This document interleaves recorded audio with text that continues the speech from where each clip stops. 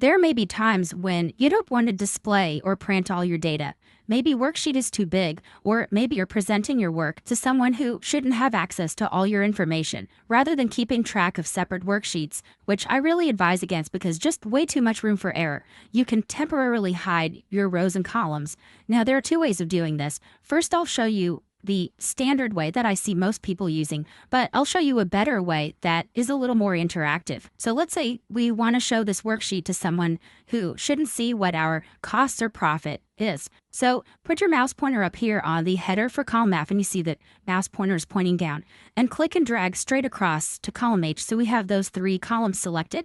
Make sure your mouse pointer is still pointing down. Right click, and from the pop-up menu choose hide, and they're hidden. You can deselect, and now we see they're hidden. Now, if you want to get those columns back again, well, how can you click on something to unhide if it's not there to click on it?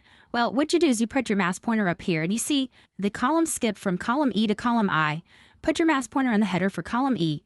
Click and drag straight across to column I so those two columns are selected, and keeping your mouse pointers at down arrow on the column header.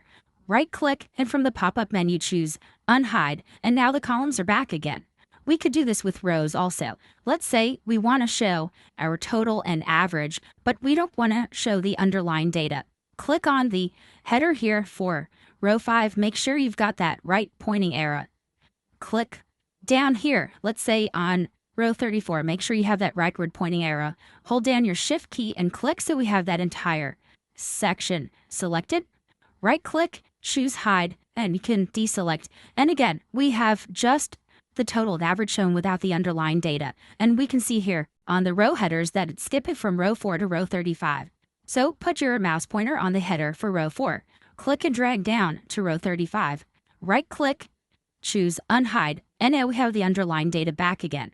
Well, that's great, but you see there's a lot of steps involved, and it's very easy to miss if you have anything hidden or not. So here's a way that I like a little better. Let's go over here to the Data tab, and let's select the same columns that we did before, columns F, G, and H. But over here, click Group and choose Group. And hey, look what happens. By the way, the shortcut for group is Alt-Shift right arrow. That is, hold down the Alt key and the Shift key and the right arrow. Now we have this minus sign. Click that minus sign, and the columns collapse as before. But now we can click that plus sign to get it back again. We could do this for rows also, and you see we have 3 groups. First, let's group all of them. So, click the header for row 5. Scroll down, and let's shift-click the header for row 35. So hold your shift key down. Click the header for row 35. And again, either press Alt-Shift right arrow or click Group and choose Group. Let's be selected. So now we have this whole area here. You can click that minus.